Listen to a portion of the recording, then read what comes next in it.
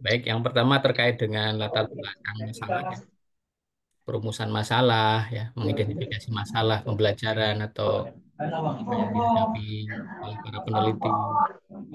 Kemudian eh, kajian pustaka ya, dan ketiga adalah desain penelitian.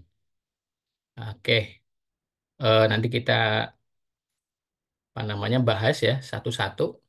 Saya berharap teman-teman itu bisa transfer belajar namanya. Transfer belajar itu apa yang disampaikan oleh saya, oleh teman yang presentasi, itu ditangkap, dicerna, dipahami, sehingga apa? Berimpact pada perubahan kognisi. Jadi teman-teman tahu bagaimana, oh ternyata di latar belakang saya itu kurang tajam, seharusnya seperti ini. Nah, itu namanya transfer belajar. Ya, ini umum di dalam teori belajar itu seperti itu.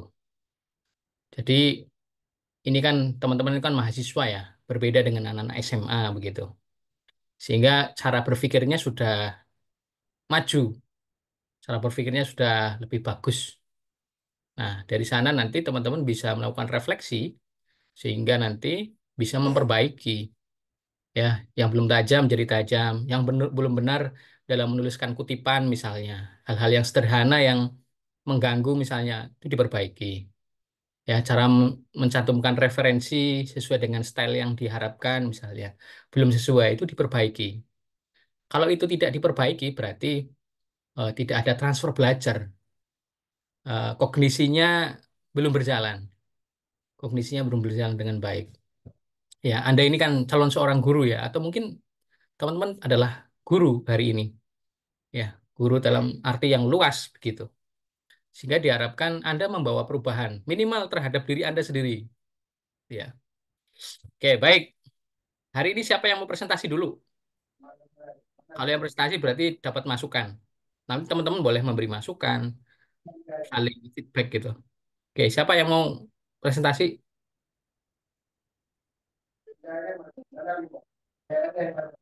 Boleh saya Pak di tugas pertama? Oke, Fatin, boleh. Mangga. Nanti caranya dibacakan judulnya sekilas, kemudian di latar belakang itu membicarakan apa sih, masalah yang dihadapi seperti apa, fakta dan harapan, kemudian penelitian-penelitian terdahulu yang sudah ada seperti apa. Kemudian nanti identifikasi masalahnya seperti apa, rumusan masalah, apa yang diangkat gitu dalam riset ini. Oke, silakan teman Fatin, presentasi 7 menit lah, 7 menit. Silakan, bisa dimulai.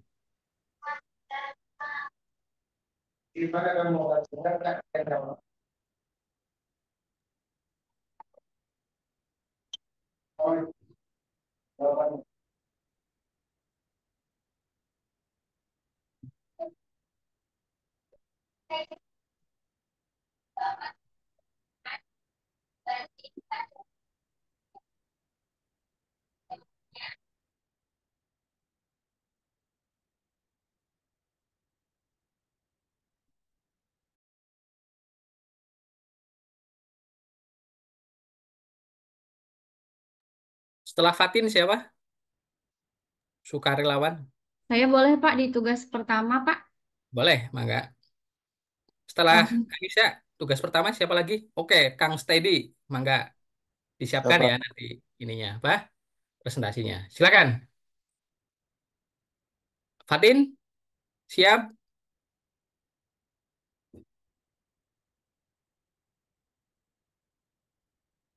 Oke, sepertinya belum ada respon nih dari Fatin.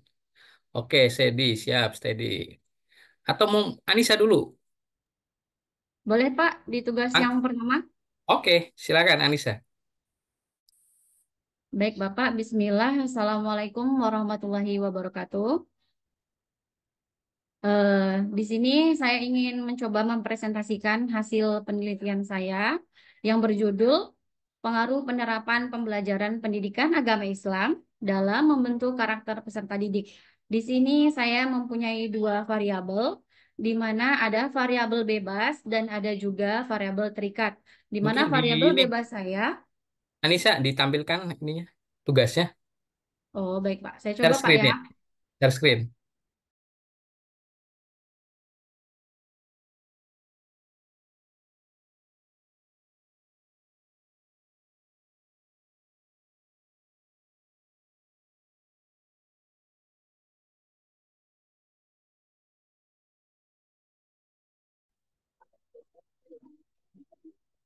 Maaf, Bapak, kayaknya laptop saya belum belum disetting, Pak. Boleh saya kirim ke grup aja, Pak?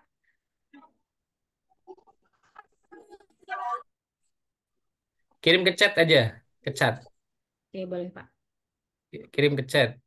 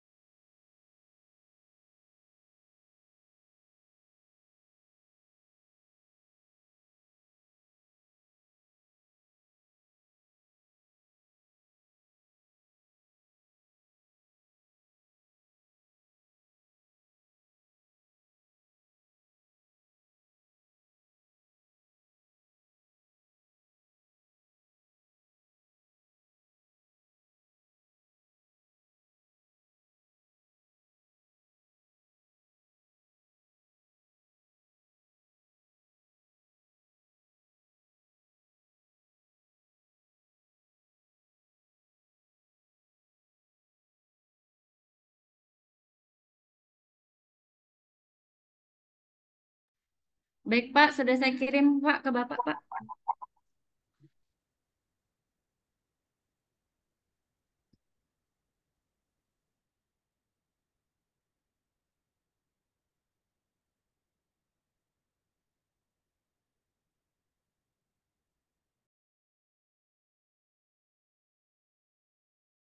Kirim ke ini ya, chat chat room aja ini.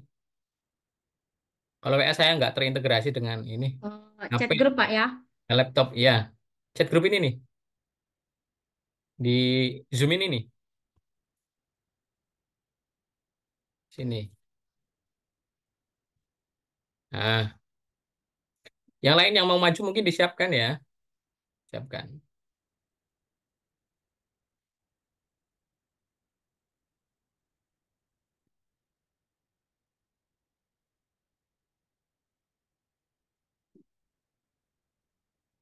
Di WA saya tidak tampilkan di ini Zoom. Oh, ini udah bisa ini. Oke, yuk mulai.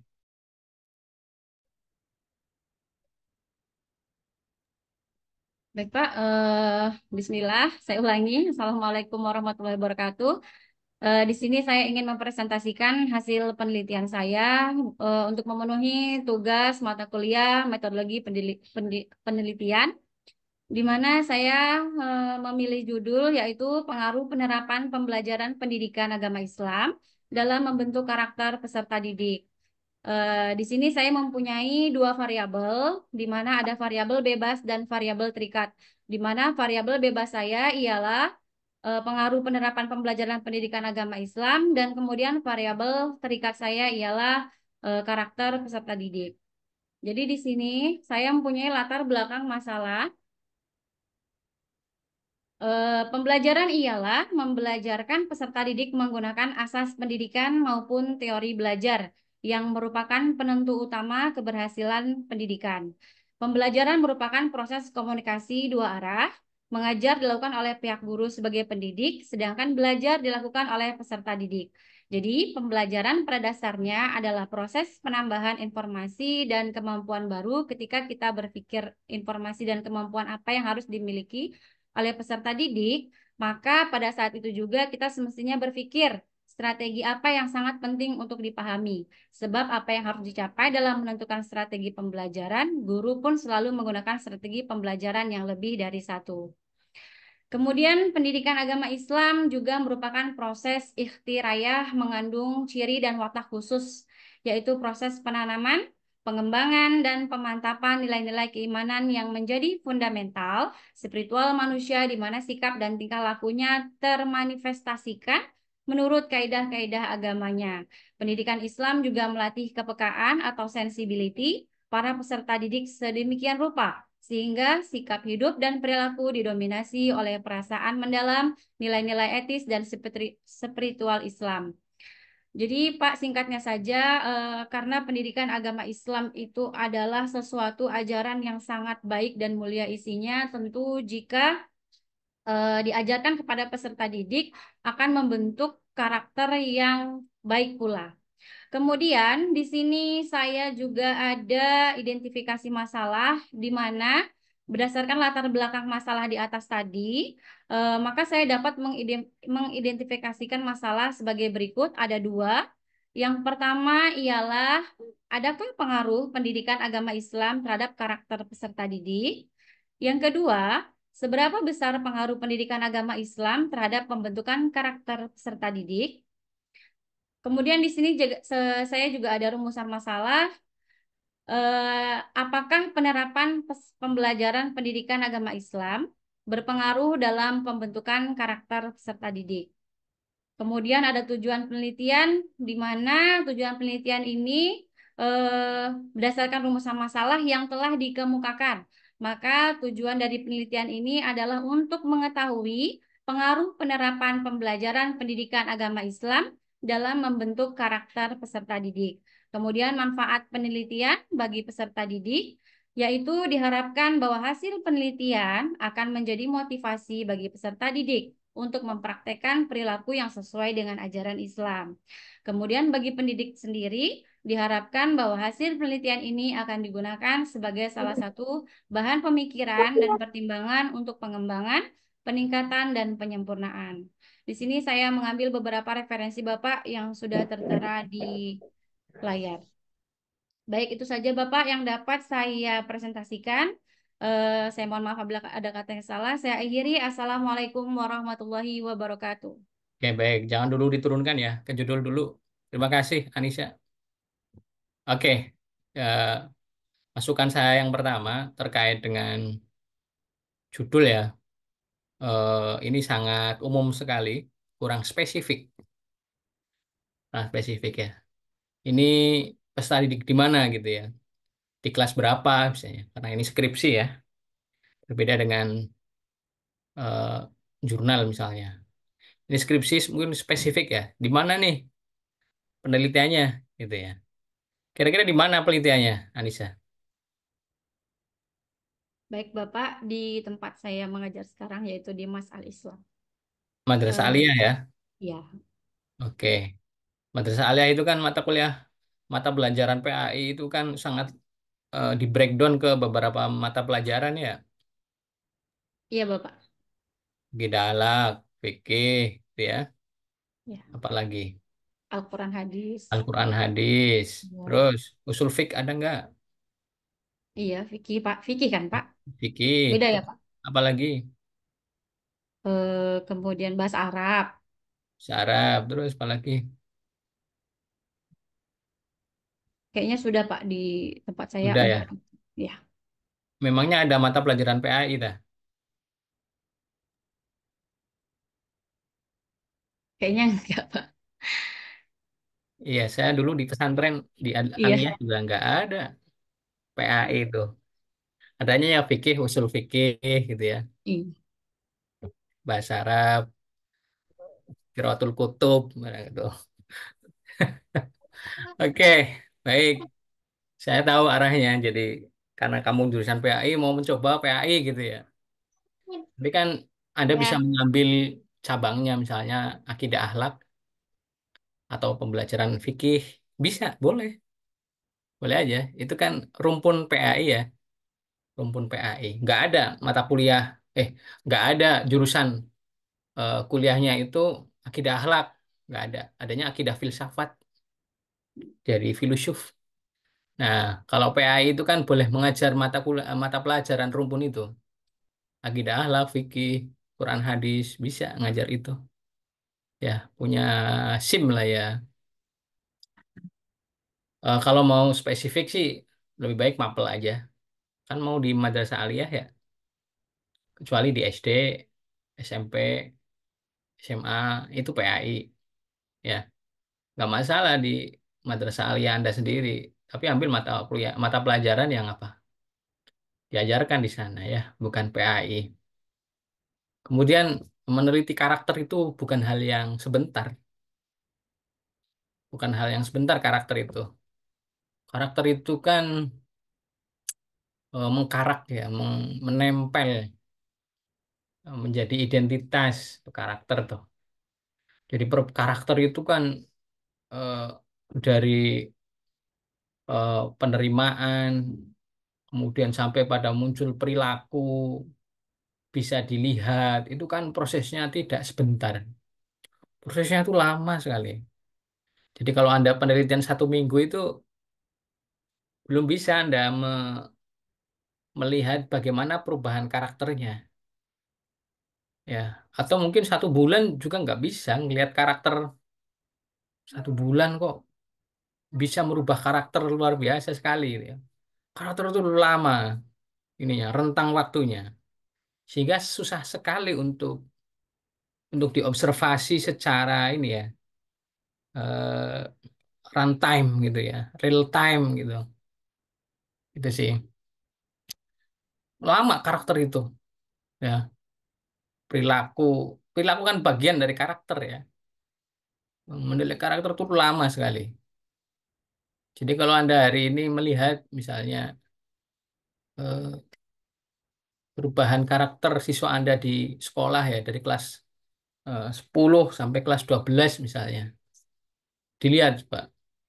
Anda akan melihat anomali itu. Yang kelas 10 ini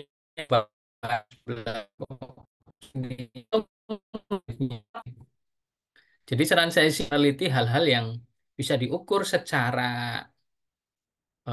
apa ya, eh, eh, pasti diukur kemudian bisa dipasi dalam waktu tidak terlalu lama gitu karena Anda mahasiswa gitu ya harus cepat lulus gitu ya. Terus ini terlalu umum ya, pengaruh penerapan pelajaran PAI gitu ya, PAI. Jadi menurut saya terlalu luas banget ini dan karakter ini hal yang tidak sebentar untuk diteliti gitu ya. Itu dalam itu ya.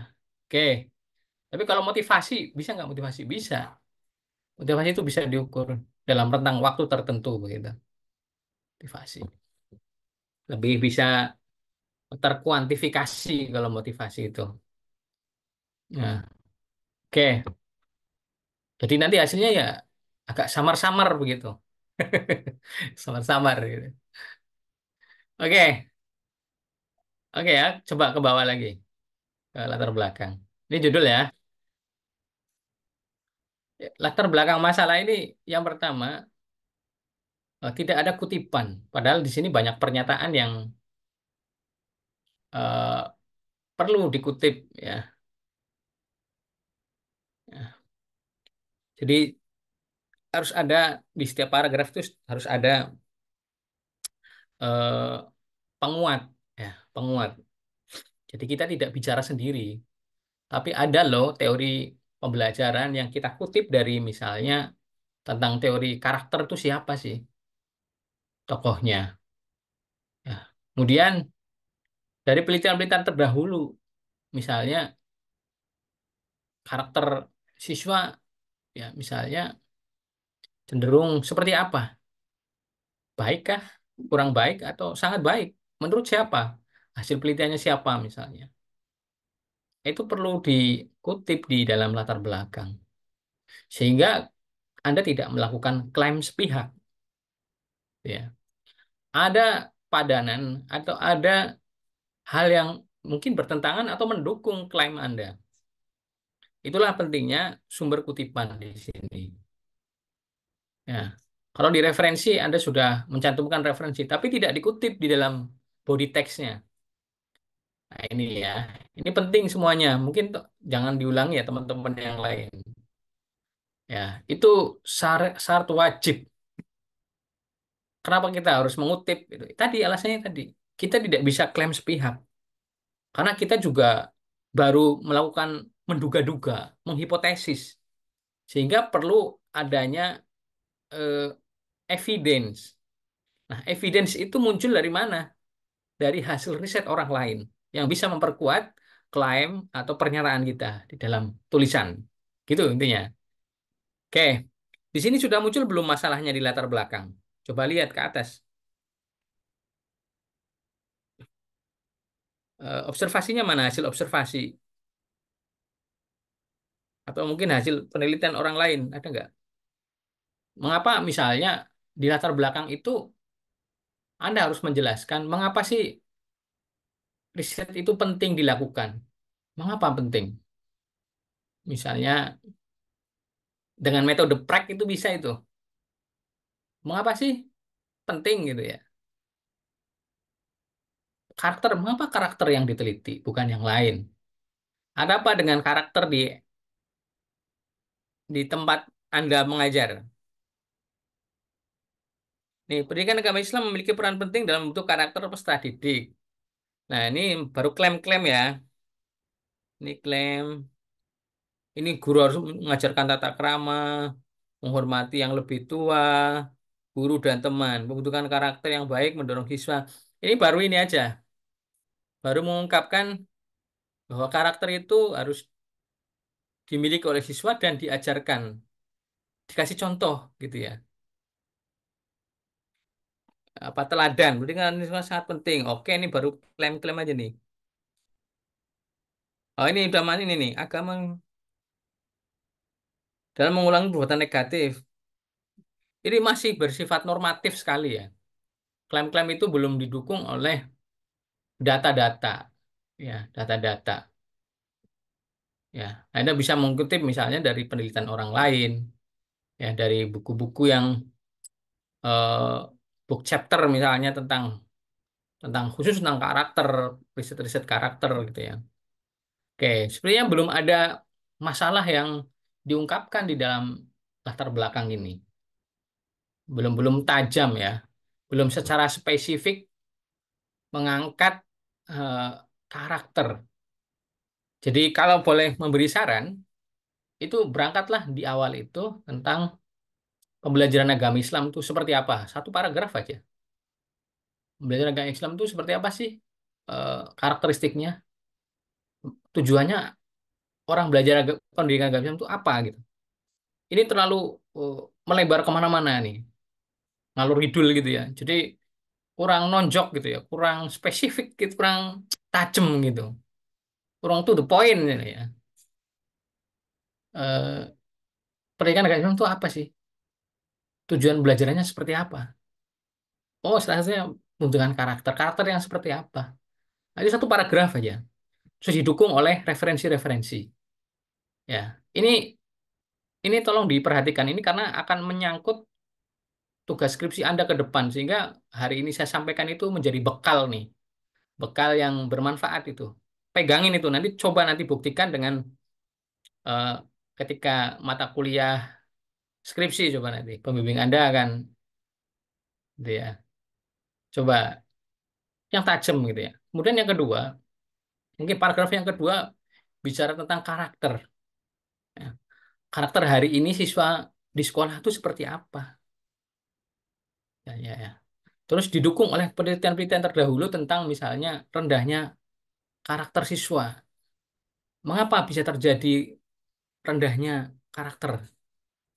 Karakternya kurang begitu bagus. Kenapa begitu? Apa penyebabnya? Nah, itu harus diungkap tuh satu paragraf. Nah, paragraf berikutnya mungkin bicara bagaimana hari ini eh, pengaruh pembelajaran di kelas terhadap pembentukan karakter. Seperti apa? Ya. Nah, itu juga didukung oleh eviden, bukti-bukti dari hasil riset yang sudah ada. Ya, seperti apa hari ini tuh. Nah, sehingga muncul nanti riset yang Anda lakukan itu minimal punya sumbangsih terhadap Mantap, eh, mantap. ilmu pengetahuan begitu. Gitu ya. Oke. Jadi di latar belakang itu harus menjawab mengapa sih melakukan riset itu. Mengapa karakter yang diteliti misalnya. Itu harus dijawab. Ya. Bagaimana riset-riset terdahulu tentang pembentukan karakter siswa? Sudah sampai mana hari ini? Gitu ya. Itu harus dijawab ya.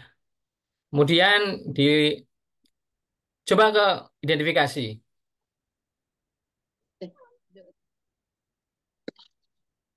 Oke, coba ke identifikasi. Turunkan, turunkan lagi. Ini baru klaim-klaim nih. Klaim-klaim gitu ya. Oke, mungkin itu ya yang perlu di eh, perbaiki ya Anissa ya. Anissa sudah membaca paper-paper saya, cara menuliskan kalimat, menuliskan sumber kutipan, sudah belum? Menuliskan referensi. Nah, saya sepertinya pernah memberi contoh-contoh ya di Google Scholar gitu ya, cara di template juga ada ya, cara menuliskan referensi yang benar, menuliskan kutipannya. Nah, itu harus ini ya, harus benar itu. Karena sangat mengganggu kalau salah menuliskannya. Oke, nggak apa-apa belajar. Ya, pahit memang rasanya, Anissa. Nggak apa-apa, nanti Anda akan terbiasa ya dengan gaya penulisan. Penulisan artikel dengan skripsi itu 11-12 lah. Cara menuliskan kutipannya, cara mengungkapkan masalahnya, background gitu ya. Sama sebenarnya.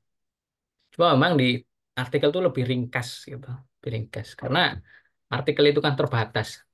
Tidak seperti skripsi yang bisa 60 halaman. Artikel bisa 10, 9 halaman. Tergantung spasinya ya. Gitu. Oke, baik.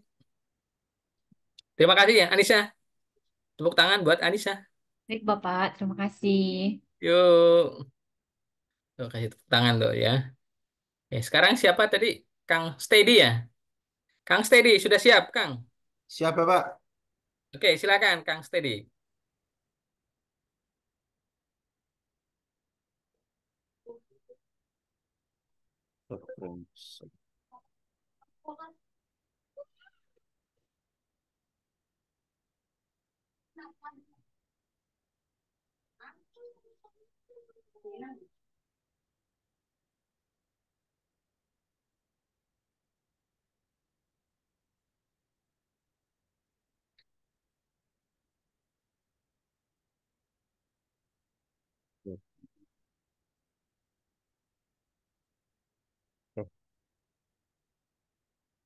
Sebentar, Bapak. Belum screenshot. Apa?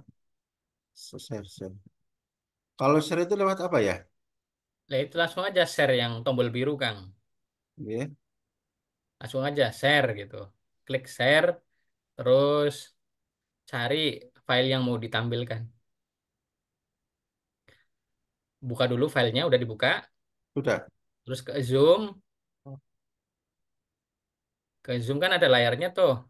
Nah, itu ada tulisan share. Itu tinggal diklik aja, terus pilih filenya yang mau di-share, terus klik share. Nah, oke. Oke, ya dari judul. Hah? Apa itu? Apa itu? Izin, Bapak. Assalamualaikum warahmatullahi wabarakatuh. Saya nyaman. Nah, warahmatullahi wabarakatuh. Pada tugas pertama, saya mengambil judul tentang minimnya perhatian orang tua terhadap pendidikan anak di lingkungan Rusunawa Wonorejo, Surabaya. Studi kasus pada pembelajaran pendidikan agama Islam di sekolah dasar. Eh, jadi pada dasarnya saya adalah seorang praktisi, Bapak. Seorang praktisi pemerhati untuk dunia pendidikan anak-anak. Jadi ini saya ambil berdasarkan lingkungan di tempat saya mengabdi. Nah, pada kasus-kasus yang terjadi, Itu loh paling harap banget. Itu loh, Han.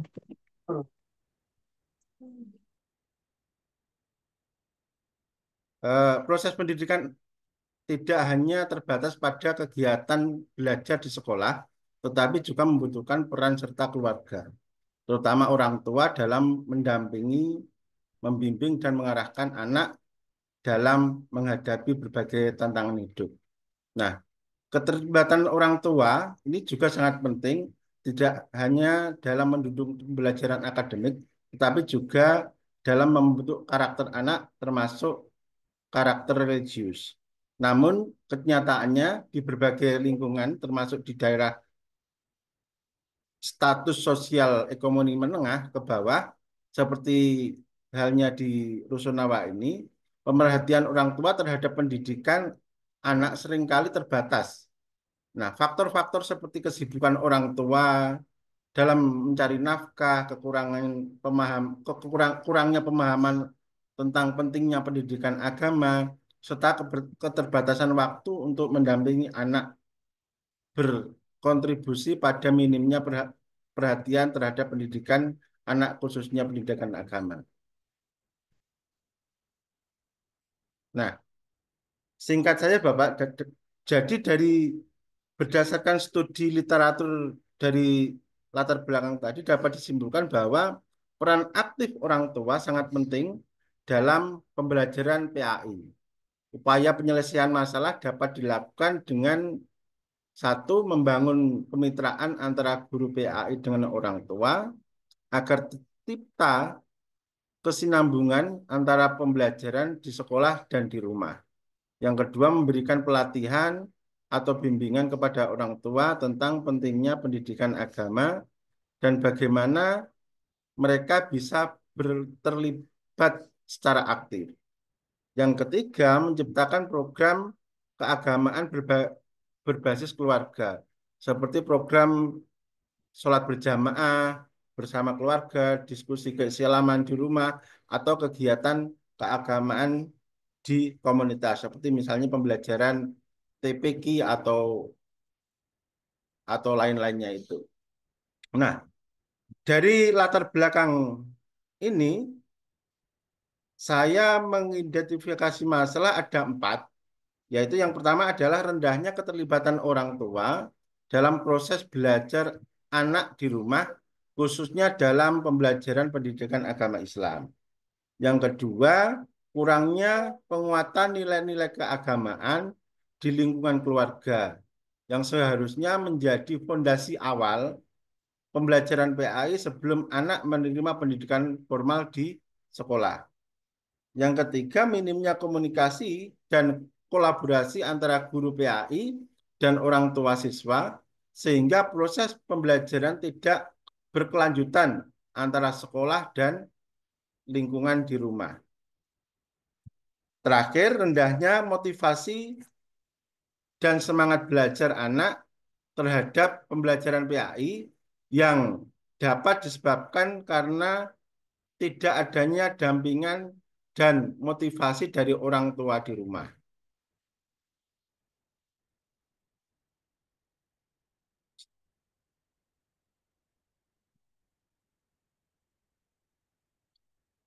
Nah, tujuan tadi bentar, bentar, identifikasi masalah. Yang terakhir adalah tentang tujuan penelitian. Ada 5 hal yang pertama adalah menganalisis bentuk perhatian orang tua terhadap pendidikan anak dalam pembelajaran pendidikan agama Islam di tingkat sekolah dasar di lingkungan Rusunawa Wonorejo. Yang kedua, menganalisis pengaruh keterlibatan orang tua terhadap motivasi belajar siswa dalam mata pelajaran pendidikan agama Islam. Yang ketiga, menganalisis keterlaksanaan pembelajaran PAI di sekolah dasar ketika dukungan dari orang tua siswa minim atau optimal atau tidak optimal. Yang keempat, mengidentifikasi upaya guru PAI dan sekolah dalam mendorong keterlibatan orang tua dalam mendampingi pembelajaran anak di rumah. Yang terakhir adalah menganalisis model kolaborasi yang efektif antara orang tua dan guru PAI untuk memperkuat pemahaman nilai-nilai agama pada siswa sekolah dasar. Terima kasih, Bapak. Terima kasih. Ini sudah lumayan. Ke atas coba Mas, ke judul Kang. Ke atas, di scroll lagi ke atas. Di scroll. Terus ke judul tuh, covernya. Ya.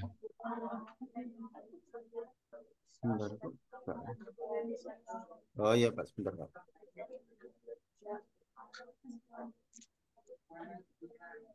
Silakan. Siapa yang mau baca? Saya kok Ayo. nggak ada lagi sih, Pak. Hah? Gimana, Kang? Coba ke atas bisa nggak di scroll gitu? Biar muncul ke atas tuh judulnya. Judulnya dulu. Ini pakai HP ya? Pakai laptop, Pak. Duh, coba di scroll ke atas tuh. Oh, belum muncul di saya ya.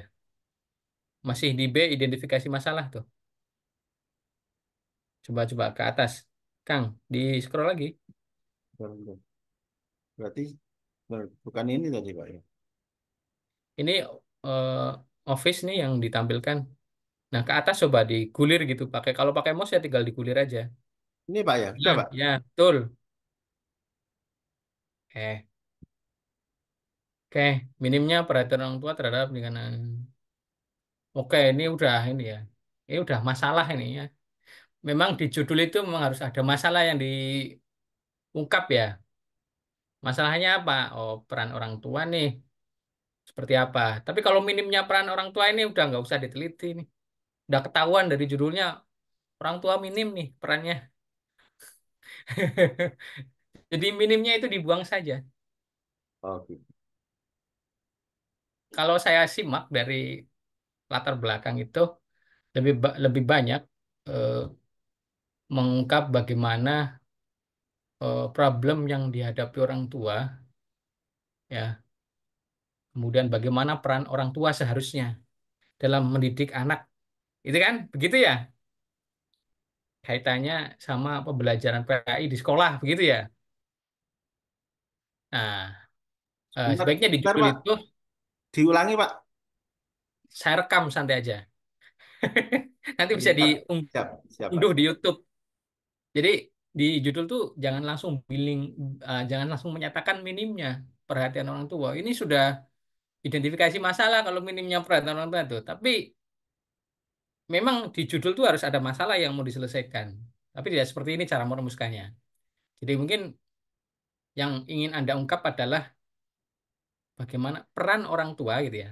Misalnya peran peran orang tua terhadap pendidikan anak di lingkungan rusunawa. Kalau menurut saya sih tidak usah dikaitkan dengan di sekolah juga nggak apa-apa, Mas Teddy. Jadi fokus saja. Jadi pelitian Anda fokus tajam. Jadi nggak kemana-mana. Ini kan Anda harus bagaimana Anda harus memotret eh, bagaimana pendidikan orang tua, ya, pendidikan agama orang tua terhadap anaknya di Rusunawa. Kemudian Anda harus memotret di perannya di sekolah. Itu kalau di sekolahnya dihilangkan saja, sebenarnya lebih tajam, Mas. Lebih tajam, lebih penelitian itu nggak harus di sekolah sebenarnya. Kalau pendidikan agama itu kan bisa yang formal, non formal kan begitu.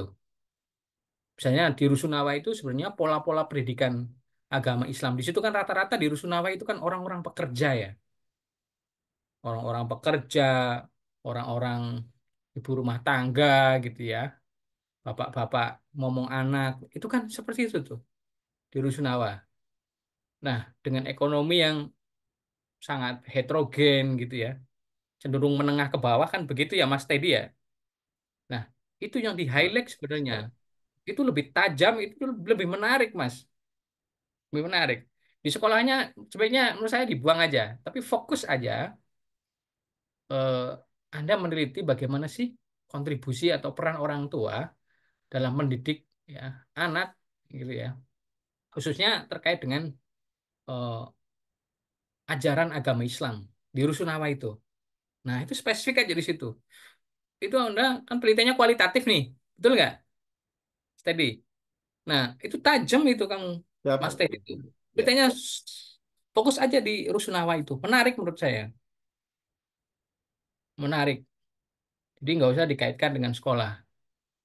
Jadi fokus bagaimana pola-pola orang tua ya mengasuh anak, mengajari anak agama atau bagaimana seperti yang Mas Teddy identifikasi di Rusunawa itu. Itu sih salah saya di judulnya tidak usah dikasih sekolah, tapi fokus pada bagaimana peran orang tua ya terhadap pendidikan agama Islamnya di Rusunawa itu. Intinya itu Mas. Ya, berarti kan yang dilihat kan peran orang tuanya dalam pengajaran agama gitu. Itu ya. Itu ya Mas ya. Maksudnya begitu kan Siap, arahnya? siap, siap, Pak. Ya, Bener nggak? ya lebih kepada peran. Iya kan peran Oh orang iya, tua dalam ya. pengajaran agama Islam itu ya. Itu kalau kalau nggak salah itu ada penelitian dosen kita itu yang meraih doktor itu Pak Dokter Ahmad Yani itu dia mengungkap tentang tapi ini terkait dengan pembelajaran agama di orang-orang perkotaan, orang perkotaan. Tahu sendiri ya orang kota itu kan sibuk-sibuk ya.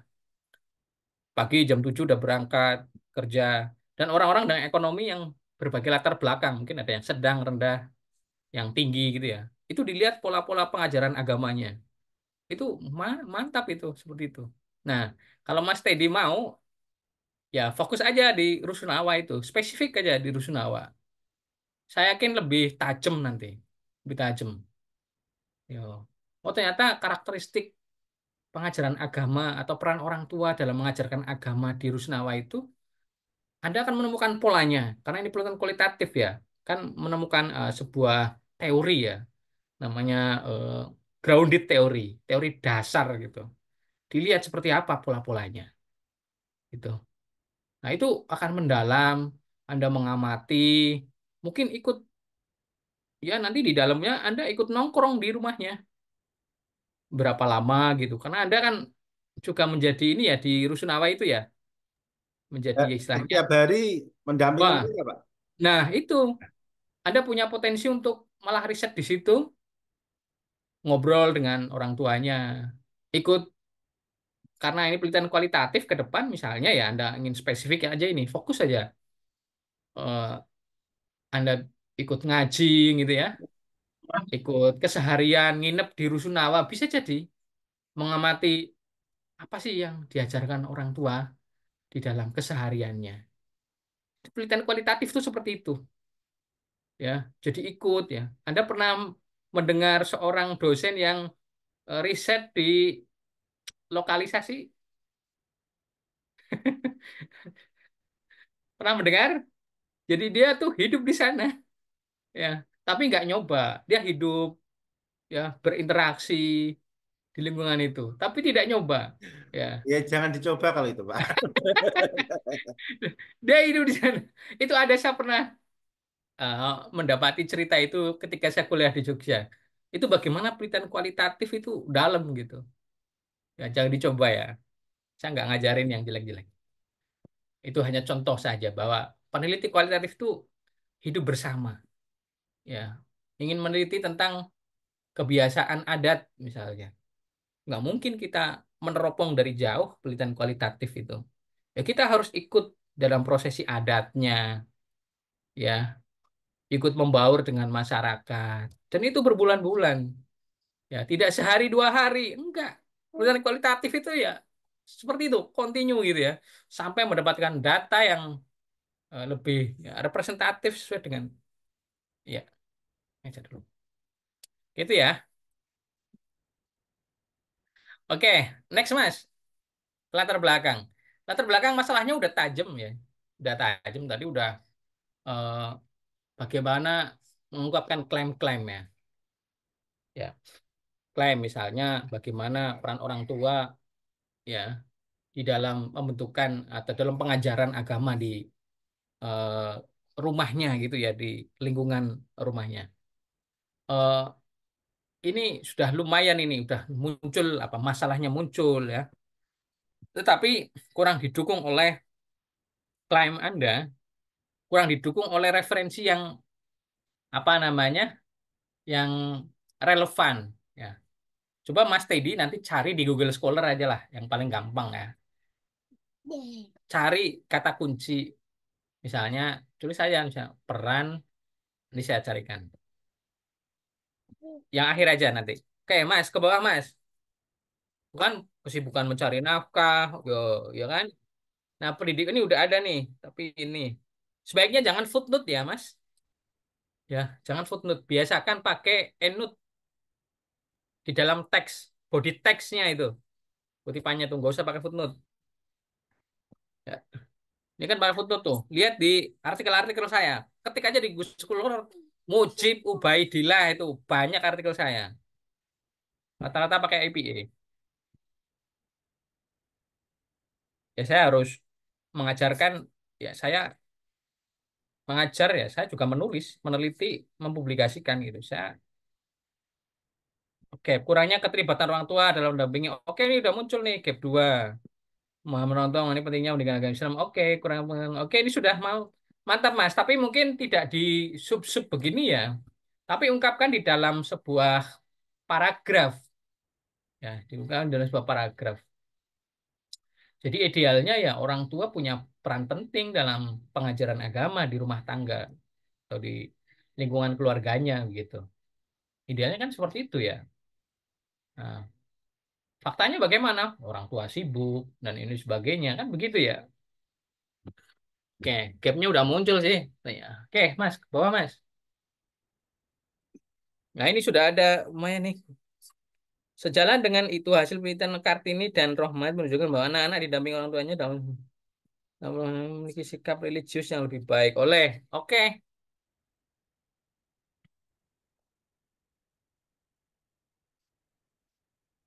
ini pakai ini ya footnote.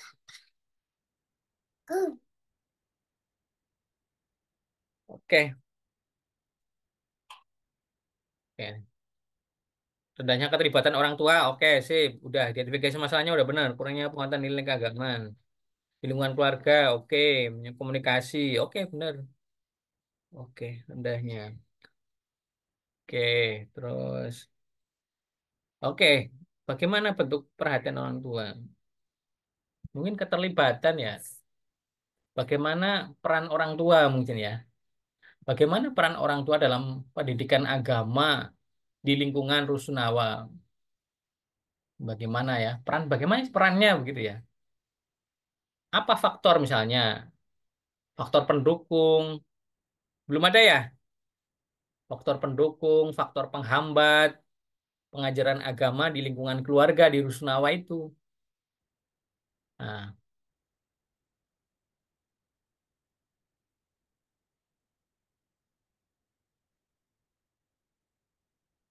jadi kalau Anda mengaitkan dengan peran orang tua kemudian di ke sekolah seperti itu agak terlalu luas ya. Terlalu luas banget, Mas. Untuk sarjana itu spesifik aja, tapi tajam gitu. Menurut saya sih seperti itu. Spesifik aja di bagaimana peran orang tua dalam pengajaran agama di Rusunawa itu. Itu aja. Kalau Anda dalam penelitiannya, Anda akan menemukan pola-pola di sana. Dan itu sudah untuk mahasiswa S1 udah cukup. Daripada terlalu luas tapi nggak jelas, nggak jelas. Ya. Jadi nanti akan menemukan bagaimana orang Rusunawa kan orang kota ya. Orang kota tapi dia punya karakteristik yang unik. Mengapa misalnya Anda memilih orang-orang di Rusunawa misalnya? Itu di latar belakang kan tadi sudah dijelaskan ya. Oh, bagaimana sih pembelajaran atau misalnya karakteristik orang-orang Rusunawa seperti apa? Jadi harus dijawab di latar belakang. Mengapa melakukan penelitian di sana misalnya? Nah, itu tuh menarik di sini sebenarnya.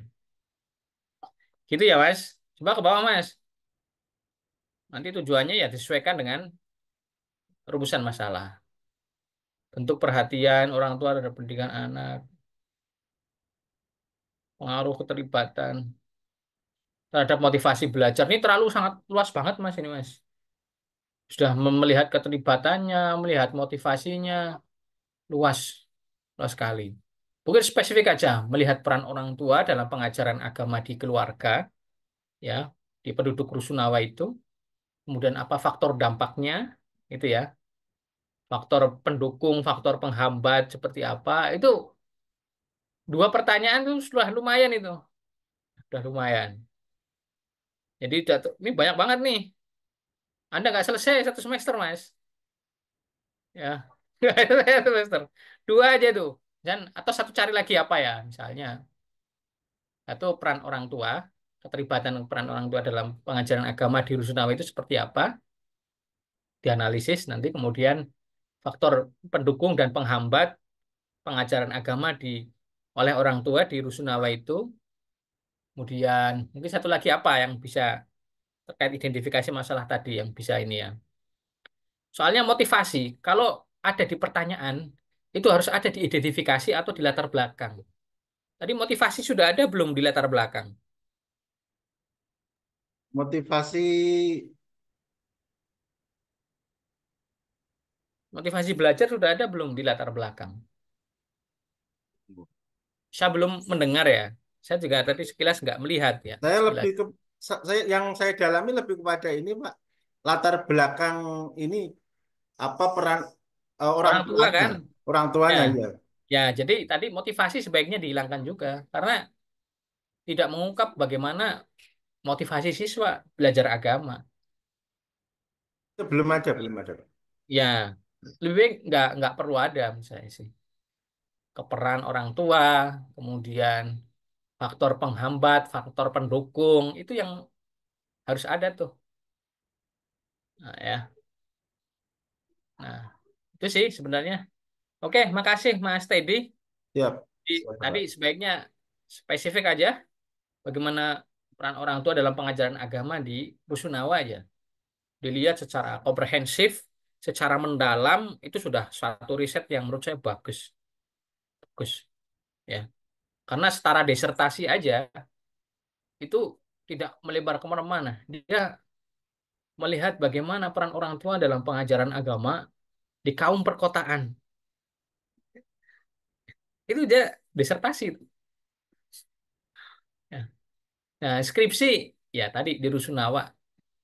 Kalau di sana ada dua Rusunawa, boleh dua Rusunawa. Ya. Nanti yang penting mendalam tuh cara menggali datanya. Hidup bersama, ya, nginep kalau perlu, melihat keseharian. Kan kekuatan penelitian kualitatif itu kan Anda sendiri sebagai instrumen. Peneliti sendiri sebagai instrumen. Dia harus melihat, mengalami, kemudian melihat secara nyata langsung begitu. Kemudian kualitatif itu merasakan, ya, sehingga bisa menuliskan dengan baik ya, gitu. Ada juga yang dulu ada yang penelitian tentang bagaimana keseharian siswa di pesantren. Dia hidup di pesantren 3 bulan, Mas. Teman saya tuh. Dia benar-benar membaur dengan santri. Dia bukan ustadz ya, dia dosen.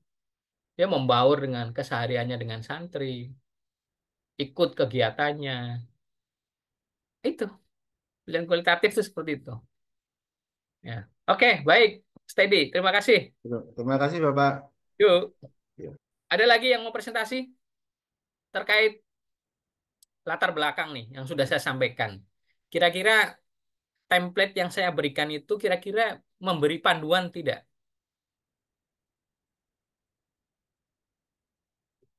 Memberi panduan nggak? Memang awalnya agak susah karena kita akan harus berlatih menulis. Dan menulis itu nggak gampang. Baru nulis satu kalimat, langsung dihapus. Nulis lagi, satu kalimat lagi, satu paragraf. Salah nih, nggak pede, hapus lagi. Kan seperti itu. Penulis pemula wajar, harus sering belajar. Coba di sini siapa ya? Sebentar. Kalau di daerah Sunawa atau di kecamatan gitu, Pak. Kecamatan yuk. Rusunawanya ada di kecamatan dah. Biasanya Rusunawa itu ada di kota-kota ya. Iya, benar, Pak. Di Ya di kota, walaupun di kota kan nggak di tengah kota, mungkin di satu sebelah pinggir gitu. satu satu rusun ini udah 300 kakak loh, Pak. Oh loh, itu udah keren itu Mas. Nanti diambil berapa keluarga, diwawancarai gitu ya. Bahkan Piase, tahu nggak Piase? Tulisannya Piaget. Piase, ilmuwan yang menemukan teori konstruktivisme, itu dia meneliti anaknya sendiri. Boleh nggak meneliti anaknya sendiri? Boleh. Dia mengamati keseharian anak sehingga muncul ada teori eh, tentang misalnya 0 sampai 3 tahun itu tahap apa? Sensori motorik kayak gitu tuh. Ya, abstrak, konkret. Nah, munculnya teori itu tuh si Piaget itu ngamatin anaknya sendiri. Jadilah teori itu. Teori apa namanya? eh, Perkembangan kognitif Piaget. Ya, perkembangan kognitif Piaget. Sensori motorik, motorik, ya, sensori, tahap sensori, motorik, abstrak, kemudian eh, apa namanya, konkret. Nah, itu teorinya Piaget. Ya, peneliti anaknya sendiri. Jadi sebuah teori. Boleh satu orang pun juga boleh kalau mendalam benar-benar gitu ya. Oke. Nah, nanti steady bisa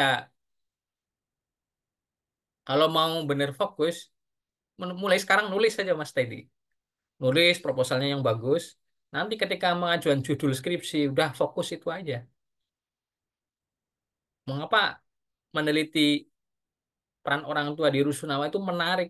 Mengapa harus diteliti gitu ya? Itu alasannya harus ada di latar belakang. Mengapa sih harus diteliti? Ya, apakah akan menjadi tren bahwa Rusunawa itu seperti ini misalnya? Atau akan menjadi role model misalnya? Oh, harusnya seperti apa gitu. Oke, makasih. Sekarang untuk latar belakang ada pertanyaan nggak sebelum kita ke kajian pustaka? Jadi kelemahan yang saya lihat itu klaim-klaim itu kurang didukung oleh referensi. Ya, referensi bukti, bukti riset orang lain sebelumnya. Ya, karena kita nggak bisa mengklaim sepihak. Itu fitnah kalau kita hanya mengklaim sepihak. Dalam tata cara menuliskan sebuah hasil riset, nah, kita harus memadankan atau menjejerkan apa klaim kita dengan teori-teori atau hasil temuan riset orang lain. Nah, itu penting, penting itu. izin Bapak mau tanya. Ya, Kalau untuk kayak harus mau mengkomparasikan tulisan kita dengan klaim orang lain, itu ya, yang relevannya penemuan yang seperti apa, Pak? Atau oke, misalnya orang-orang, misalnya dari jurnal yang dulu-dulu, ya, apakah itu boleh enggak gitu? boleh, ya, boleh. Dari buku-buku Babon, misalnya gini, eh, misalnya Kang Stedi mau mengklaim begini. Izin, Pak. Saya itu kan sukanya lebih kepada ini sebenarnya, lebih kepada misalnya dari eh, tentang pendidikan misalnya. Saya rujukannya itu lebih pada Ki Hajar Dewantara misalnya seperti itu. Bisa, bisa. Nanti gini, Kang Stedi tentang mau merujuk tentang filosofi pendidikan Ki Hajar Dewantara kan biasanya ada bukunya, ada hasil risetnya dari jurnal-jurnal. Coba baca. Memang kekuatan untuk mengutip pendapat orang lain itu harus membaca memang, membaca bukunya, membaca artikelnya, begitu. Nah, misalnya Kang Stedi mau mengungkapkan begini, peran orang tua dalam pengajaran agama di lingkungan keluarga sangat penting. Itu klaim. penting, ya. Itu klaim itu, klaim. Mengapa penting misalnya? Itu harus dikasih alasan, ya. Harus kasih alasan. Nah, setelah itu hasil penelitian menunjukkan bahwa tadi kan klaim dulu, klaim. Setelah klaim ada reason, alasan. Mengapa penting peran orang tua dalam pengajaran agama? Alasannya apa? Satu kalimat, alasannya apa? Atau dua kalimat juga boleh. Setelah itu didukung oleh hasil riset. Hasil penelitian menunjukkan bahwa, gitu tuh, peran orang tua dalam pengajaran agama di lingkungan keluarga akan misalnya berdampak pada pembentukan perilaku positif anak di kehidupan keseharian, koma. Terus apalagi ya, dari hasil-hasil apa lagi? Dampaknya apa lagi? Nah, itu terus kemudian dikurung buka menurut siapa? Misalnya menurut Steady, koma 2024, koma titik Anissa 2023, kurung tutup. Oh, berarti mengutip dari karyanya Steady dan karyanya Anissa. Itu cara mengungkapkannya. Nanti teman-teman coba buka eh, artikel-artikel saya yang berbahasa Inggris nggak apa-apa. Atau dari mahasiswa saya aja lah yang gampang tuh. Yang di Scholar tuh ada yang saya dan mahasiswa saya. Bimbingan skripsi. Yang terbit di Jurnal Nasional Terakreditasi Sinta 2. Walaupun itu tidak mengarah pendidikan agama Islam, pada dasarnya menulis itu sama ilmunya. Ya, menulis itu sama ilmunya. Ya, sama ilmunya. Gitu. Gitu ya Mas Teddy ya. Nah, itu contoh bagaimana mendukung klaim kita bahwa peran orang tua itu penting dalam pengajaran agama di keluarga. Ya, ya itu salah satu contohnya. Nah, nanti tergantung apa yang mau diklaim di paragraf itu.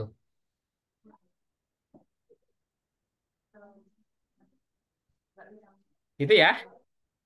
Ya, ada pertanyaan terkait latar belakang sebelum kita beralih ke eh, kajian pustaka ya.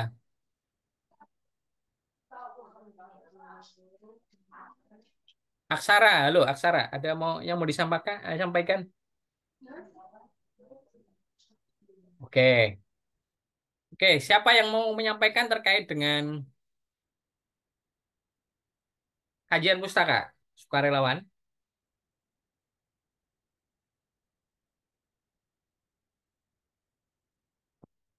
Ini misalnya nih, Steady, saya share screen ya.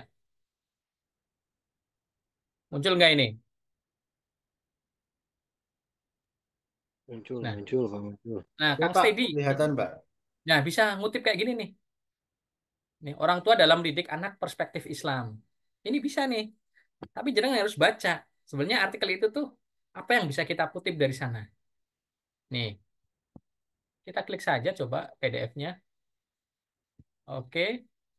Ini jurnal terbaru nih 2024 nih.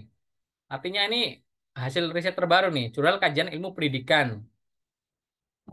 Orang tua dalam mendidik anak perspektif Islam. Wah, ini lumayan nih. Ada bahasa Inggrisnya, ada bahasa Indonesianya nih. Nih, peran ini bertujuan untuk mengeksplorasi peran dan tanggung jawab orang tua dalam pendidikan anak dalam Islam. Oh, ini mau mengeksplor itu ya. Coba. Nih. Hasil penelitian menunjukkan bahwa orang tua punya kewajiban ya memberikan pendidikan agama, moral, akademik kepada anak mereka.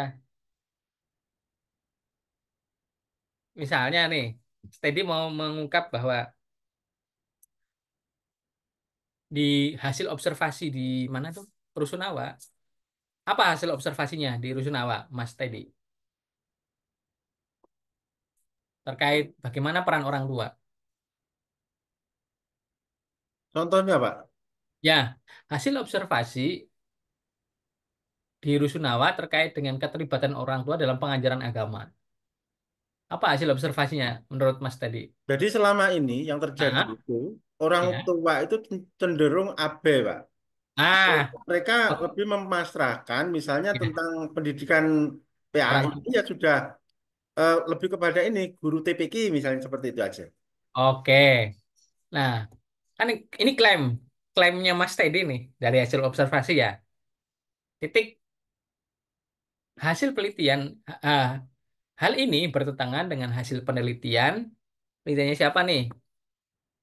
Arianto kurung buka 2024 kurung tutup yang menyatakan bahwa orang tua mempunyai peran sentral ya punya tanggung jawab terhadap pendidikan agama, moral dan akademik anaknya.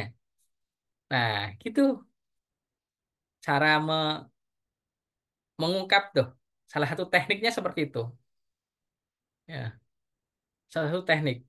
Jadi Anda, oh ternyata bertentangan loh.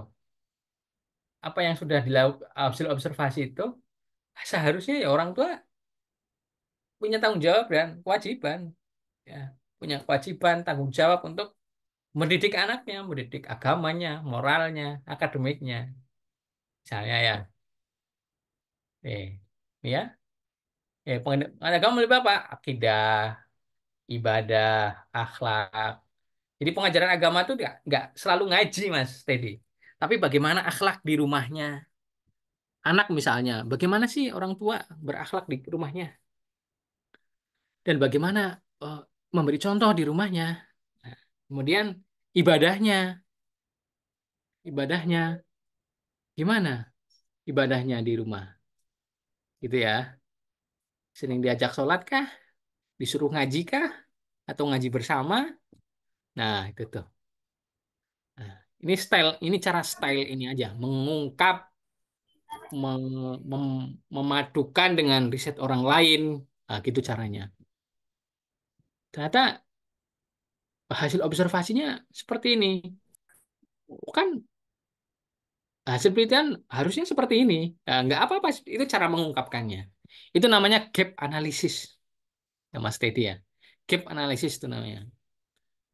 Gap itu ada fakta dan harapan. Faktanya apa? Ternyata sebagian besar orang-orang di Rusunawa itu abai terhadap pendidikan agama anaknya. Itu fakta hasil observasi. Kemudian harapannya bagaimana? Oh, ternyata hasil riset harusnya seperti ini loh orang tua itu. Ah, gitu ya. Itu cara menyusun gitu. Ya. Oke, ada pertanyaan lagi, Mas Teddy? Coba ada Izin, lagi nggak? izin. Ya, ya. Artinya gini, ketika kan tadi kan minimnya, sekarang kan diganti peran.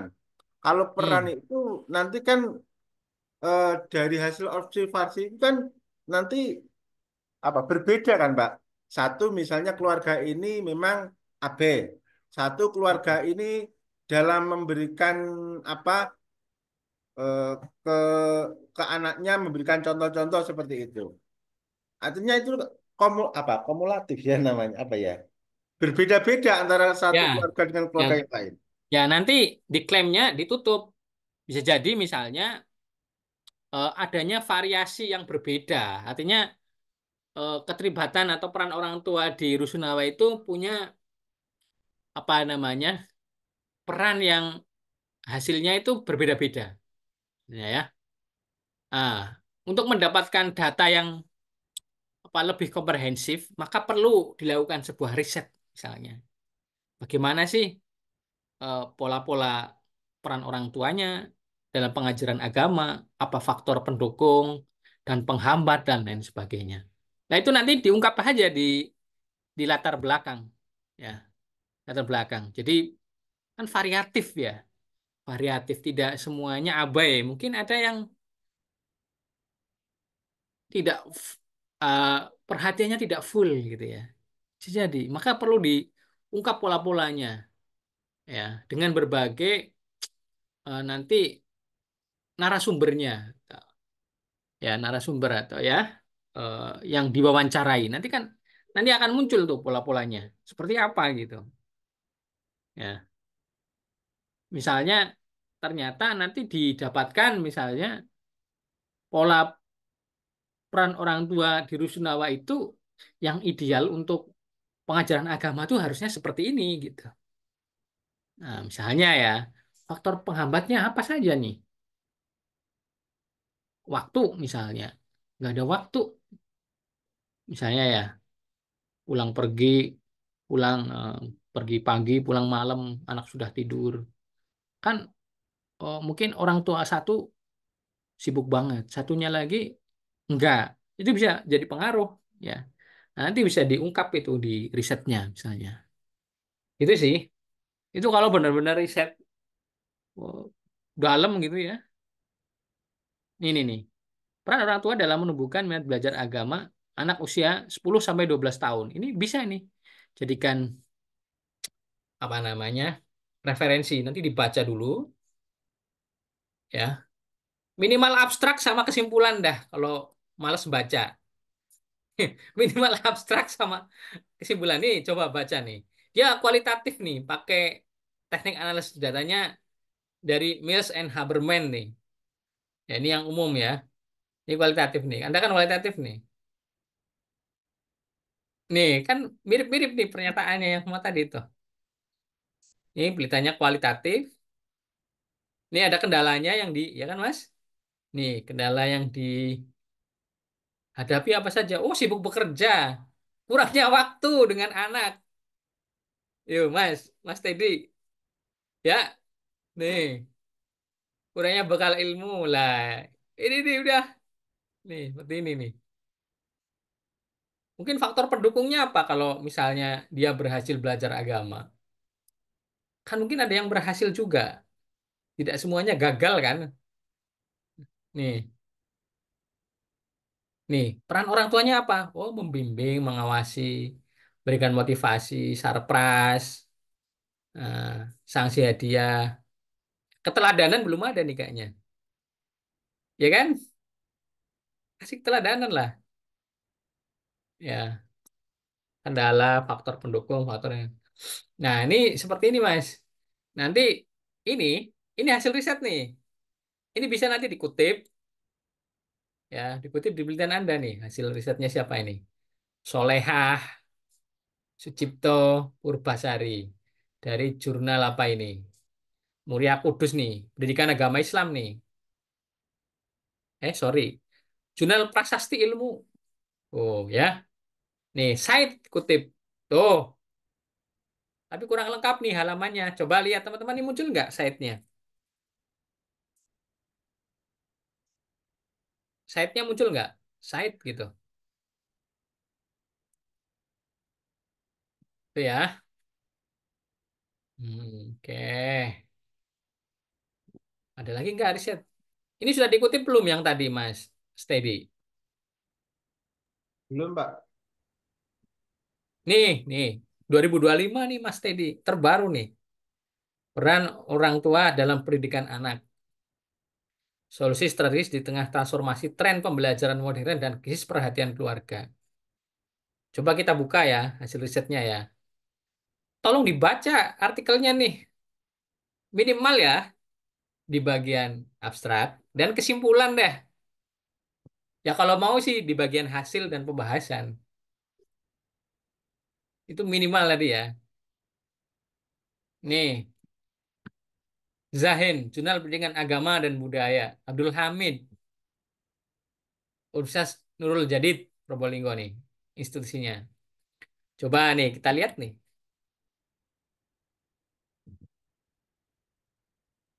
Nih, dia mengeksplor ya, bagaimana peran strategis orang tua dalam mendukung pendidikan anak di transformasi tren. Ini lebih umum sih sebenarnya nih.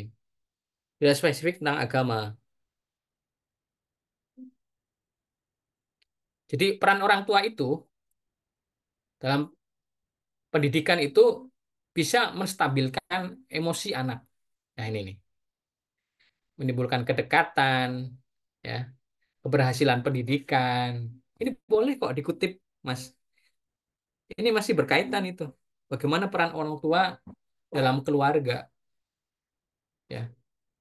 Jadi tidak hanya melulu terkait dengan pendidikan agama Islam, tapi di sini bisa kita ambil sebuah hasil riset bahwa orang tua itu punya peran penting.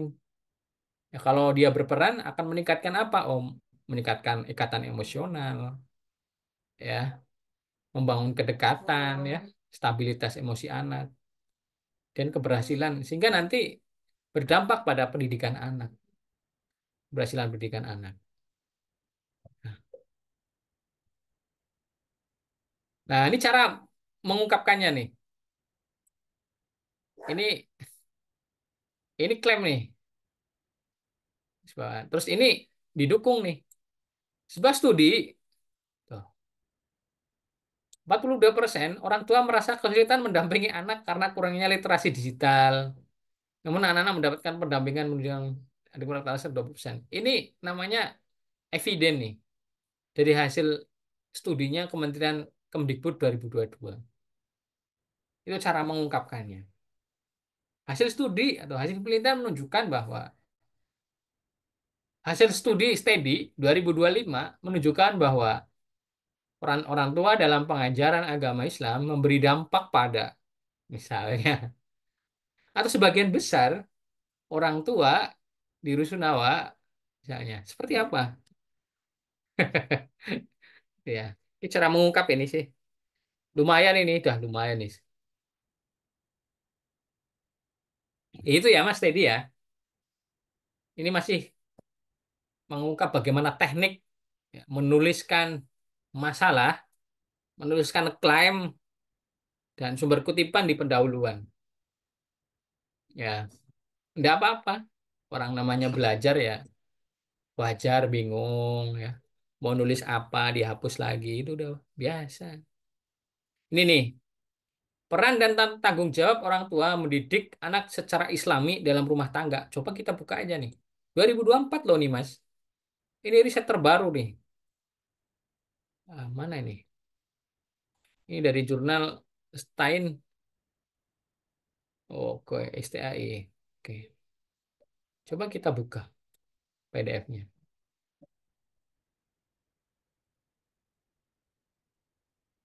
Ini bahasa Inggris ini. Oh, ada bahasa Indonesia nih. Iki. Orang tua adalah guru pertama bagi anak dalam tatanan kehidupan keluarga. Ini klaim nih ya. Orang tua memiliki peran tanggung jawab yang besar dalam upaya penanaman pendidikan agama Islam di lingkungan keluarga. Nah, nih. Coba kita lihat hasilnya apa dia. Nah, ini.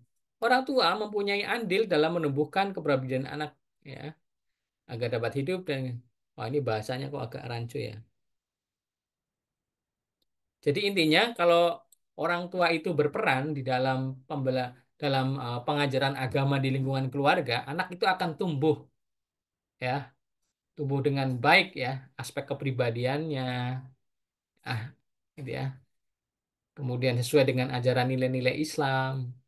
Ah, tuh, ini hasilnya ini nih, hasil risetnya. Nah, ini salah satu ini contoh saja. Ya, nanti Anda bisa mengembangkan sendiri ya, mengembangkan sendiri. Gitu ya. Oke, saya tidak akan mengomentari banyak artikel ini ya karena bukan tugas teman-teman.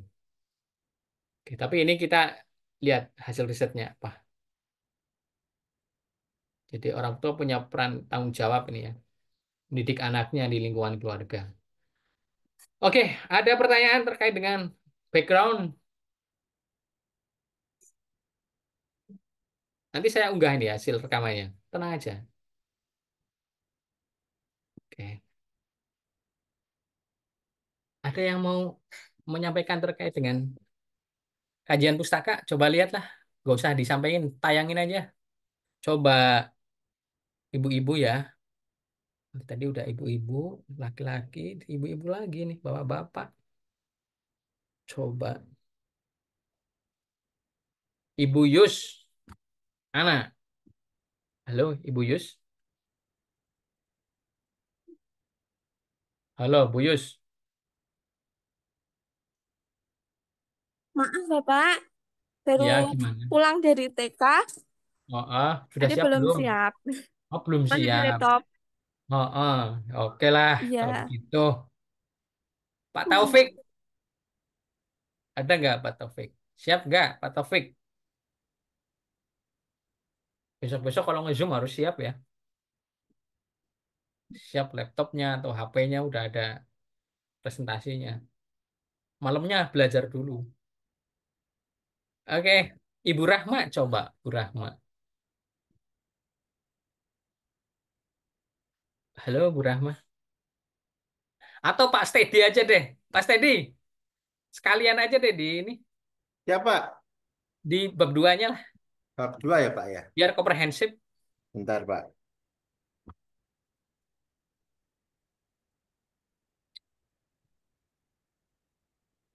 Jadi nanti Pak Steady coba, nggak usah dibaca Pak. Tinggal di bab 2 itu sebagian besar tuh ada apa aja gitu. Di kajian pustaka tuh. Itu yang eh, harus ada apa sih yang di bab 2? Kan kadang kita bingung. Mau menuliskan apa sih di bab 2 itu? Gitu ya. Ini yang lain sepertinya malu-malu ini. Mau menyampaikan malu-malu. Kira-kira mau diperbaiki nggak teman-teman? Kalau nggak mau saya langsung nilai. Kalau mau diperbaiki saya buka sampai 2 hari untuk diperbaiki. Izin Pak. Oke, langsung ke bawah Mas. Di kajian pustaka itu ada apa aja sih? Oke, kajian teori PAI di sekolah dasar. Mungkin nanti kalau boleh pendidikan agama Islam, pendidikan agama di keluarga aja Mas. Gimana Pak? Langsung aja. Pendidikan Kalau agama nanti di mau keluarga ya? riset fokus di Siap. Rusunawa, nggak usah di sekolah, karena terlalu lebar kamu.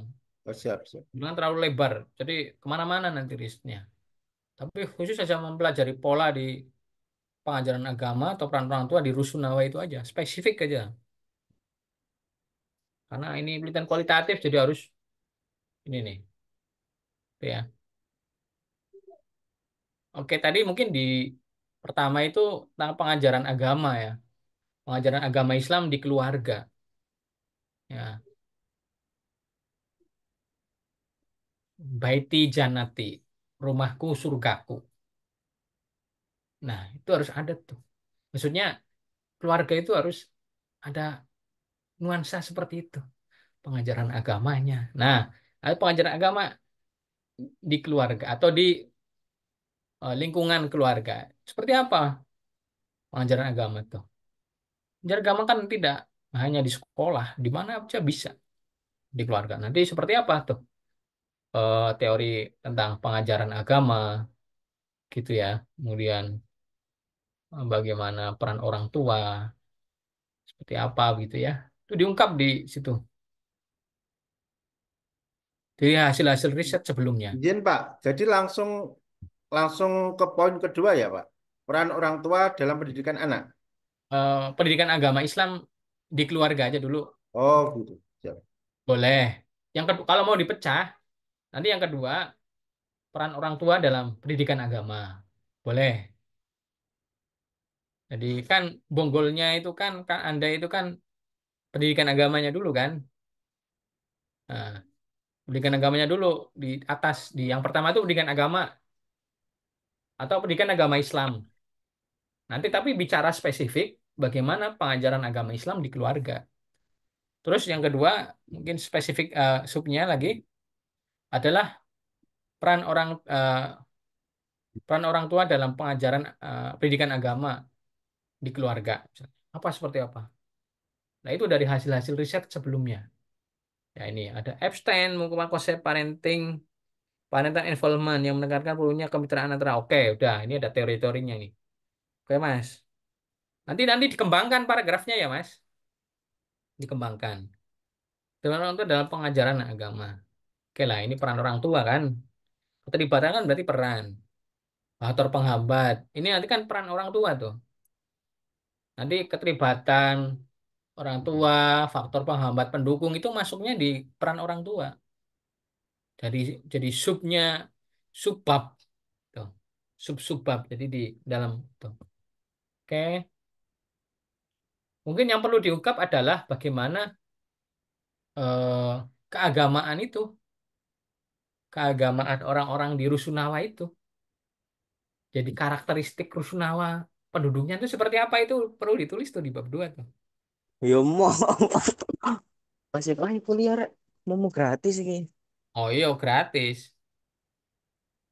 Dan nanti di itu sebab itu tuliskan aja terkait dengan bagaimana sih karakteristik itu penduduk di Rusunawa itu, ya. Atau keagamaan. Kalau yang tadi yang awal saya kasih contoh kan keagamaan orang-orang kota, perkotaan. Itu seperti apa? Nah, ini sama praktik keagamaan orang-orang Rusunawa atau praktek pengajaran agama Rusunawa. Itu seperti apa dari teori-teori yang ada tuh? Ya, teori-teori hasil riset sebelumnya gitu ya. Oke, bawah Mas. Belum ada kan yang ngomongin Rusunawa kan? Ya. Nah, ini udah faktor penghambat dah masuk di itu tadi peran. Terus Mas, ini sudah lumayan nih ada hasil riset-risetnya. Oke, berarti yang relevan. Oke, Mas. Oke, bener nih, Mas nih. Lah, ini maksud saya, Mas. Ini kan jadi kan sudah ngutip ya. Nah, hasil penelitian kan orang tua berpengaruh positif terhadap hasil belajar PAI siswa. Oke, tadi berarti terhadap hasil belajar akademik kan berarti ya. Jadi, oke. Bener, nggak apa-apa. Kutip aja. Memperkuat pentingnya peran orang tua dalam. Oke. Pendekatan inovatif meningkatkan pemahaman. Oke lah. Terus peran keluarga sangat penting. Oke. Oke lah. Novelty. Lingkungan sosial tentu yaitu Rusunawa kan tuh. Rusunawa. Yang memiliki karakteristik ekonomi dan sosial khas. Lah ya ini nih. Kita ada tuh. Khas tuh. Meskipun kedalaman orang tua telah ya. Ekonomi. Oke. Rendah. Kan ada rendah. Menengah kan ya biasanya. Tapi kalau Rusunawa tuh tingkat ekonominya cenderung apa Mas? Rendah apa Men- sedang? Menengah ke bawah, Pak. Menengah ke bawah ya. Nah itu. Menengah ke bawah itu seperti apa nanti pola-pola pengajaran agama di Rusunawa itu? Oke, oke lah. Tuh kan Anda tidak pengajaran PAI di sekolah nggak dibahas kan di novelty ini, jadi fokus aja yang itu Rusunawa. Cukup, cocok. Gitu ya? Oke, ini udah bener nih novelty-nya Mas. Jadi nanti melihat pola-pola pengajaran agama di Rusunawa itu dengan ekonomi yang rendah, ya di keluarga keluarganya ekonominya karakteristiknya seperti itu. Maka di dasar kajian teori itu tadi perlu tentang eh, mungkin apa ya karakteristik itu kaum ini kan urban ya. Kalau Rusunawa kan urban ya, orang perkotaan. Oke, leres. Di perkotaan yang tinggal di Rusunawa. Nah, nanti bicara tentang latar belakang sosial, ekonomi, terus latar belakang latar belakang pendidikannya. Kan variatif ya orang yang tinggal di Rusunawa ya. Aspek pendidikan, aspek sosial, aspek ekonominya. Nah, itu menarik, Mas. Oke. Oke, Mas. Terus Mas, ke bawah, Mas. Rangka berpikir ya, berawal dari membentuk siswa. Oke, pengajaran agama itu untuk membentuk apa? Oke. Oke, dah lumayan, Mas. Nggak perlu hipotesis ya, Mas, karena kualitatif ya. Berarti Anda kan kualitatif ini. Karena nggak ada data yang bersifat angka-angka kan? Iya nggak, Mas? Mas Bener, Teddy. bener, Pak. Belum. Kualitatif jenengan penelitiannya. Siap, siap. Jadi nggak perlu hipotesis. Di tablet saya itu kan kemarin penelitian hipotesis itu ada kalau untuk penelitian-penelitian yang kuantitatif kan. Misalnya ada peningkatan keterampilan berpikir kritis, ada perbedaan peningkatan aktivitas, ada perbedaan, ada pengaruh misalnya. Itu tuh datanya data kuantitatif, ada angka-angka yang diolah ya dengan statistik dan lain sebagainya. Ya. Jadi penelitian steady ini walaupun misalnya juga melihat misalnya tadi di sekolah itu juga nggak ini nggak kuantitatif. Jadi cenderung kualitatif ini penelitian Anda. Jadi melihat pola-pola, nanti akan menghasilkan namanya grounded theory. Grounded theory. Teori dasar. Ya, grounded theory. Oke, Mas. Coba didesain penelitiannya, Mas. Sekalian, Mas. Habis ini kita closing. Yang lain nanti mau diperbaiki apa enggak, silahkan. Kalau ya, mau saya kasih kesempatan untuk perbaikan, diunggah lagi di Damel. Kalau enggak, boleh saya nilai. Mau saya nilai. Izin Pak, untuk desain Oke. desain tugas ketiga ya Pak ya. Iya, iya. Sekalian, Mas. Biar Tugas ketiga itu hanya menuliskan ini aja, jenis judul, penelitiannya apa? judulnya aja saya. Judul, terus jenis penelitiannya apa? Oh, belum tuh Pak kemarin. Masih Lah, yo piye. bingung saya itu yang tugas ketiga itu Pak. Lah, kan kemarin udah saya jelasin di YouTube ya. Nonton YouTube saya nggak? Mas Teddy, nonton YouTube saya nggak di Belum, penjelasan saya? belum Pak, belum. Nah, tolong ditonton. Siap, siap Pak. Tolong ditonton ya. Saya bikin itu, saya mikir tenan loh itu. Tolong ditonton video-video saya itu daging semua. Itu yang saya tampilkan di Damel itu daging semua itu. Itu inti. Jadi kalau dikasih template, dikasih penjelasan, itu disimak, terus dikerjakan. Itu inti semua itu. Ya, inti semua. Tolong disimak. Nanti tolong di chat chat aja di WA grup ya mata kuliah ini. Pak, kita mau perbaikan, Pak. Nanti saya buka semua. Tugas 1, 2, 3. Gitu ya? Oke. Untuk untuk perbaikan berapa hari Pak? Ya maunya berapa hari silahkan aja. Saya mah ngikut kalian.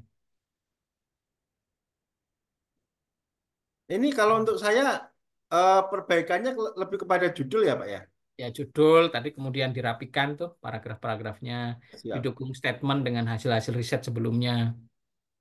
Boleh ditambahi referensi. Kemudian ini nggak ada hipotesis. Kemudian di itu hilangin aja hipotesisnya. Terus desain penelitiannya ditambahi. Itu ya. Ada pertanyaan nggak? Ya tunggu orang bawa. Sama Kang hijau Rijal, helm. ada pertanyaan nggak, Kang Rijal? Bapak mohon maaf, Pak. Ya, gimana, Anissa? Berarti kalau judul saya itu kayak lebih baik ganti aja nggak sih, Pak, kayaknya? Ganti aja, spesifik aja PAI itu, apalagi di MA. MA mah nggak ada mata pelajaran PAI. Oke, siap, Bapak. Terima kasih. Gitu ya. Ya, akidah akhlak kayak fikih kayak nggak masalah. Kan masih satu rumpun dengan PAI. Oke ya. Ada nggak yang takut dengan penelitian kuantitatif? Wah, saya nggak punya kemampuan matematika, Pak. Saya mau penelitiannya kualitatif aja gitu ya. Soalnya saya mengalami nih, mendapati ini. Ya nggak apa-apa sih preferensi mungkin ya. Mendapati ada kecenderungan takut dengan statistik-statistik gitu. Padahal mah statistik mah gampang. Kalau mau belajar ya, hubungan korelasional, uji T, uji Mann-Whitney misalnya, statistik inferensial, non parametrik, parametrik gitu ya. Statistik inferensial itu tuh gampang aja. MANOVA, ANOVA ya, multivariat itu biasa Mas. Itu banyak tutorialnya di YouTube. Buku-bukunya juga banyak. Jangan takut dengan penelitian kuantitatif ya, jangan takut. Saya biasa membimbing kualitatif juga biasa, membimbing kuantitatif banyak. Nah, mahasiswa S1 saya sampai publish di buku di jurnal-jurnal nasional terakreditasi ya, itu biasa.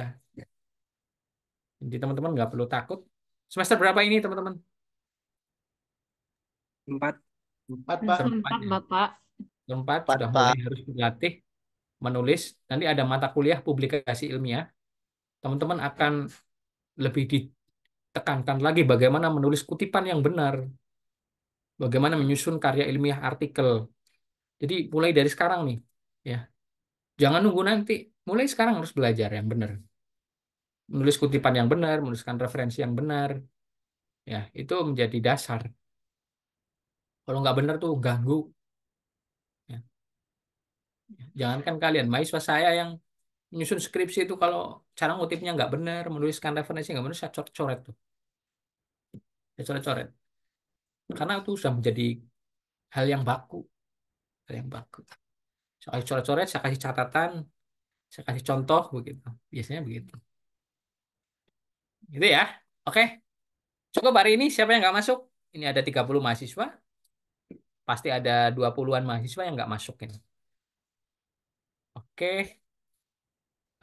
Mari kita akhiri perkuliahan hari ini dengan bacaan hamdalah. Alhamdulillah. Alhamdulillahirabbil Oke. alamin. Assalamualaikum warahmatullahi wabarakatuh. Waalaikumsalam. Waalaikumsalam warahmatullahi wabarakatuh. Oke, selamat berakhir pekan dan belajar kuliah. Ya, makasih Pak. Oke.